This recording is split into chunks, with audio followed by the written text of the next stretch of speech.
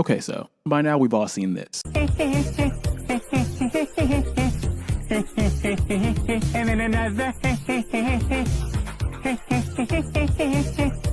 That is Rachel Gunn, aka Raygun, an Australian B-girl dancing in the Olympics held in Paris a couple weeks ago. After performing these collection of moves, and interestingly enough, scoring 0 points, she went viral for the, let's say, creativity that she brought to the table. And to the surprise of many, overshadowed the breakers in that category by a large margin. I mean, I didn't really watch, but from what I've seen via clips online, a lot of the breakers showed a lot of athletic and, let's say, acrobatic skill. I would love to show more, but the Olympics is mad stingy with that footage. So let's move on. Raygun's performance led a lot of people to ask, how did she get on this stage?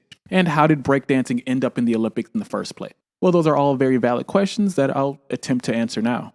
And although I wasn't super impressed with Rachel's performance, I'd like to steer clear of the vitriol and general harshness that she's experienced online. Not coming to cape for her or anything, but I think her inclusion on the stage is more emblematic of some organizational limitations than anything else, in contrast to the indictment of her ability as a breakdancer. And as odd as her movements were, she did have the courage to get up on stage and do her thing, and I can respect that. So let's get into it. No, I do not regret having my hands surgically attached to my back. It was the style back then. Next question. It was the style to fold them like that in publicity photos. Right, and I was the first. I was the first to say this isn't just a pose. This is a lifestyle. When you say first, you mean other people had their arms surgically attached to their back after you? No, no one did it. I was the only one. Breaking, also known as breakdancing, emerged as one of the 3 core tenets of hip-hop. Before hip-hop centered rapping, also known as MCing, its building blocks existed with the DJ and his turntables, and breakers informing a communal dance space. Basically meaning folks came together, listened to music, and danced to it. But why is this distinction so important? Well, Black and brown communities, post what we would call the civil rights movement, were directly targeted politically. Our civil rights leaders were murdered. Our organizations, specifically built as a response to the lack of care that we were receiving in the US, were targeted, infiltrated, and dismantled by the FBI and the CIA. Our people redlined and forced to live in substandard living conditions. Black and brown communities, while full of hope, lacked quality housing and had to contend with a lack of safety, as well as a lack of resources. But within the creative Black tradition in the US, folks adapted and built culturally despite these limitations. Hip-hop specifically started with Bronx DJs in the 70s, who would spin the same records on 2 turntables so that they can extend the percussion breaks, meaning the most danceable parts of the song specifically. This is where we get, in this context, the word break from. Due to how music was recorded and orchestrated back then, there were usually breakdown sections that isolated either drums and bass, or something that lent itself to the bare bones pulse of the song. And this, in turn, amplified the energy on the dance floor.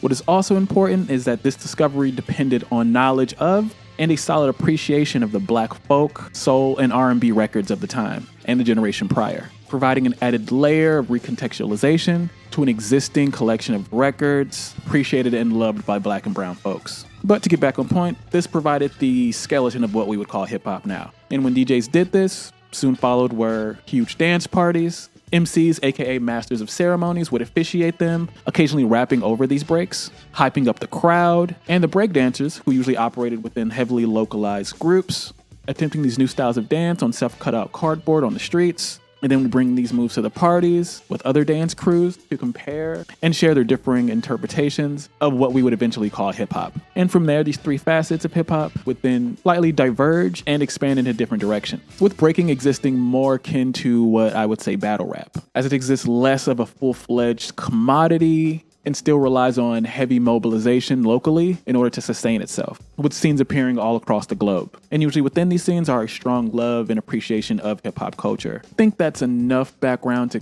kind of explain where breaking came from, in which I only explained mainly because hip-hop culture has changed so much since the late 70s and early 80s. Things have drastically changed and to an extent evolved. Since the grand spectacle of rap and hip-hop currently has very little to do with street dance culture. Although every era has its go-to dance anthems, breaking and hip-hop don't converge as much as they used to. And although how we've interacted with music has changed, as well as how we interact with hip-hop, young black folks are still informing what the next wave of dance and hip hop look like, be it through social media or how they collect themselves and gather and dance at parties. But that's a topic we can talk about another day, so let's move on. To sum it up, the ingenuity of the 70s breaking youth built breaking as a raw and emerging form of self-expression, which led to some levels of mass commercialization, namely the films Beat Street, Breakin', and Breakin' 2, Electric Boogaloo. And this widened the playing field for so many choreographers, as well as competitive opportunities for breakers and competitive dancers in competitions. It's really easy to understate how much breaking has done to evolve dance culture here in the West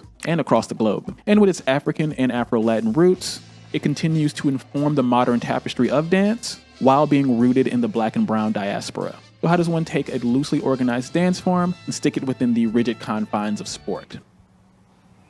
Well, he's new school. That's new school, and I'm old school. So the one thing new school could learn from old school is when you. I don't regret this. I don't regret it. Well, the World DanceSport Federation has a lot to do with it. They're to blame for the most part. They are, for all intents and purposes, an organization governing dance competitions throughout the West. Starting from a collection of European nations in the 1920s, they initially came together to battle styles of dance. But to be honest, it was a lot of stale bread dancing. Think stiff upper lip, twirls, and all that. The lens of dance competitions at this time existed within the European Anglo-American framework. WDSF, the Oregon Question, which rebranded itself and changed its name a couple times, merged with other organizations, and eventually was able to hold global competitions. And with that, they continue to hound the Olympic Games to include ballroom dancing within one of its categories. Much to no avail, because who the hell would want to watch that? The amount of funding, notoriety, and legitimacy brought on by the Olympic Games is essential to the growth and expansion of the org itself. So they've been plotting on how to infiltrate it for a while. Enter Jean Laurent Bourquin, senior advisor and former CEO of the WDSF. His role, both as an executive of the WDSF and now as an advisor, to pitch ideas and work to organize integration between the international dance competitions and the global sports competitions, amongst other things. Not saying he's a clout goblin, but basically his job is to get their numbers up. He worked to get breaking in the 2018 Youth Olympics in Buenos Aires and stated the following. Breaking is allowing the IOC to reconnect with the youth, the generation between 15 and 25 years old, Bourquin said. The IOC elected to include breaking in its 2018 Youth Olympics program, and it succeeded. According to Bourquin, more than 1 million viewers tuned in to watch breaking on Olympic Channel platforms. Bourquin even convinced IOC President Thomas Bach to sit around the dance floor rather than the VIP section, so he can take in the action and energy of breaking. The sport's popularity at the Youth Olympics incentivized the IOC to make it an Olympic sport. 6 years later, the sport that got its start on the streets is heading to the 2024 Olympics. And although there's a lot to be said about artistic and cultural expression, entering a rigid space where its manifestations around the world can show up in a variety of different ways, the Olympic Committee itself did take steps to select judges that are rooted in the culture to oversee the competition. But still, the line between artistic expression and what is competitively viable can still be called into question. So how did Rachel Gunn make it all the way to the Olympics? Yeah, all right. Hold on, I'll show you how it's done in the old school. I said a hip hop, Chinatown, blue the brown. When I get down with Reggie, I'm gonna call an ambulance. No, that's hip hop. Not just school job. Lie still. Oh, I bit the tip of my tongue. I see the blood. Oh, it tastes like almonds in my mouth. So after seeing Rachel's unconventional performance, as well as taking in the info that she scored absolutely 0 points during her round, many speculated foul play on her part. I mean, the Olympics are the most famous sporting event on the globe, right? Rachel, with her ties to academia, contrasted with how, let's say, interesting her breaking performance was, she's understandably raised a couple of eyebrows. A Change.org petition insinuating foul play on her part due to her husband's role in some organizing body in the Australian scene seemed to circulate, but then was taken down after its claims and assertions were proven objectively false. And to set the record straight, to my knowledge and based on my research, Gunn's husband has nothing to do with the selection process for competitions, at least in this context. And from what I can find, the truth of the matter is actually a lot more simple than I thought it was. The Australian breaking scene is just really small. According to Gunn's article on the inclusion of breaking in the Olympics, it's obvious that breaking as a communal activity is still in its infancy, with only a few crews existing on the continent, all separated by vast distances. That, with the low viewership for competitions in Australia, and the fact that there are a little over 400 breakers overall, not saying that to knock the scene or anything, but to say that it's still something that is growing on the grassroots front.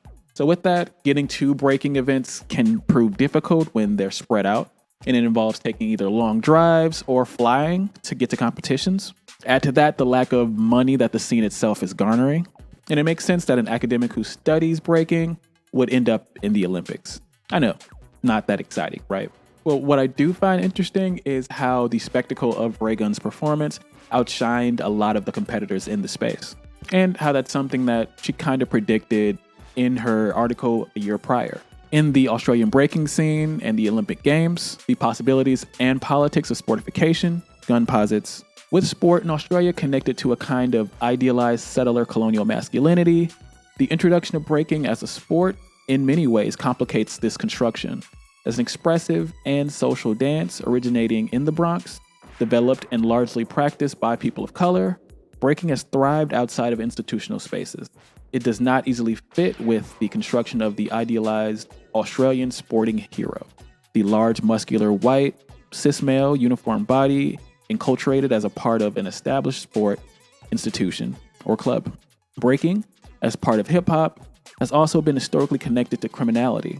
What is more, as an artistic competitive pursuit, breaking also falls outside the favored and more easily understood types of physical competitions that have clear winners and losers via goals scored or times beaten.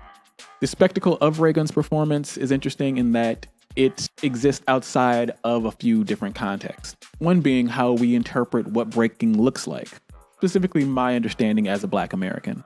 I've been able to participate, see, and dance to hip hop since I was born. I've never really existed outside of the context of the culture, which makes the Australian breaking scene both foreign and bizarre to me personally.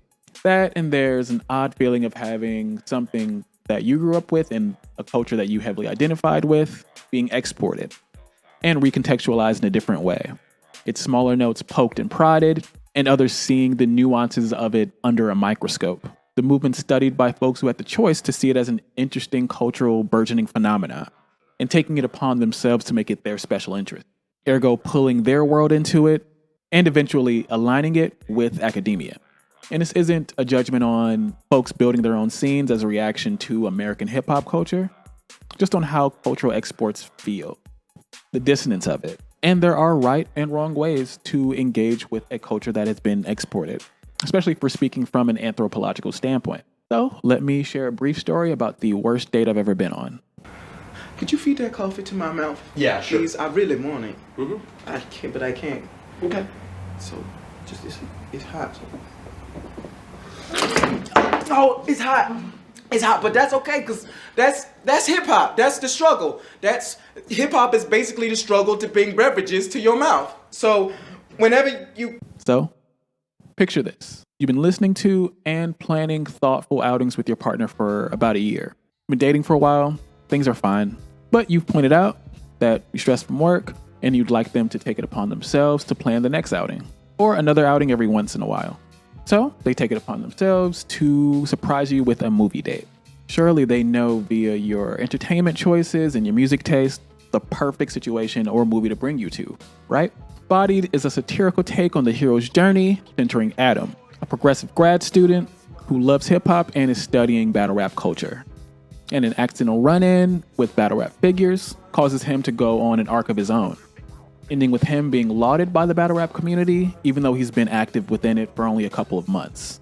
Despite the film relying on a collection of unfunny stereotypes, I feel like it fails in what it's attempting to satirize. And at the end of the day, what we're left with is another story about a white dude who's able to step in and conquer a Black space, usually due to his ties to academia, as a stand-in for civilized society, and an excess of resources. And despite the film's flaws, I feel like the trailer telegraphs that that's going to happen anyway. So my main question was, why did this person surprise me with seeing this? Did they think I'd like it? Was this a punishment? By far, probably the worst movie I've ever seen. But getting back on track here, the movie does highlight the lack of self-awareness that a lot of folks who interact with hip-hop exhibit, especially if they're outside of the culture. and see it from the outside. But to an extent, the movie does valorize some of these individuals. So what I got from the movie mainly seemed like an extension of the impossible white man trope, just under the lens of cultural creative dominance. The impossible white man trope refers to a non-superhero character, an action movie which revolves around the average everyday white man rising to the challenges presented to them in order to achieve a greater purpose. The idea here is that they are doing superhero shit, but they don't have any qualifications other than being an average white man. And this extension here refers to Adam's ability to get really, really good at battle rapping, although only being a part of the scene for a couple of months. And to be real, a lot of white dudes do feel comfy saying that they could out-rap black folks and become famous. They see rapping and its creativity existing outside of its cultural context, and as an objective, static medium of just rhyming fast, when the culture itself is built off localized sounds and rhyme schemes crafted in community. We can see this clearly in the careers of Lil Dicky. I guess I've always kind of thought that I was meant to be something, like from an entertainer perspective. And the first thing that, you know, like when class clown in middle school, high school, like the feedback was generally like, you're a funny person. Yeah. So the reason I started rapping was to get to be noticed as a comedic presence. Like I started rapping because of that purpose. And then little did I know that I had this innate talent in me. Like I don't think I even, when I started rapping, thought I was going to develop to the level where I'd even be able to take myself seriously as a rapper. And it's just like, thank goodness that I chose rap. Who used his ability to rap to garner himself a comedy series, or the new wave of corny white rappers who are inspired by Eminem. So when reality sets in and we see folks who usually wouldn't be in these spaces, like white college professors who breakdance, and the performances are what we would say unconventional, it can be jarring and spark more controversy than usual. And just wanted to add that Western media does condition us to believe that white folks can pop out and do anything. But bringing it back to breaking, I don't think that Australia's relation to it is inherently extractive, meaning that they're looking to take from the culture. More or less, it's just another localized, burgeoning art scene that is looking to grow organically and has a couple of differing interpretations. And what we saw at the Olympics is where it is in that growth. And while at the same time, there's a level of strangeness to it, due to how acquainted I am with what I see as good and bad breakdancing, and of course how it can be a little weird once you get academic language describing culture that you know was built on some level on its exclusion from academic spaces. You can really feel the abstraction, meaning that to some extent you pick up on subconsciously how this is different from the culture that you grew up with. At least that was my mental journey with it. And again, shout out to Rachel Gunn for doing her thing. Takes a lot of courage to get up there and perform, especially on the Olympic stage. And do you agree? Do you disagree? Are you an Australian? Breakdance? Both? Feel free to say something in the comments. And if you made it this far, leave a bunny hop or something down there. Feel free to check out my Patreon for stuff like this. This is more or less me just thinking about what I saw and wasn't really looking for a concrete endorsement or condemnation of what happened. But breaking isn't coming back to the next Olympics, so we'll see what the World DanceSport Federation does after that, I guess. Again, check out my Patreon if you want to see more content like this, as well as drum videos. I'll be putting stems up soon as well. And I'll end with some words from B-Girl that Justin Hunt interviewed a couple days ago. So yeah, I feel like it's pertinent to this conversation specifically. Peace. Experience for people who may have only seen it at the Olympics. Ooh, okay. I think the world should know that what they saw at the Olympics was an isolated part of breaking that had been removed from the community, removed from the culture, removed from the context of what breaking is. It was beautiful. It was an epic moment. But I think there's some factors that are overshining everything right now. And if we can kind of point back to the leaders in the community, the leaders in the culture, and see the beautiful things that breaking has done worldwide, it's now a global art form. Yeah, there's a lot of beauty behind it, and I think you're going to see that at some of these upcoming events. Who are the leaders?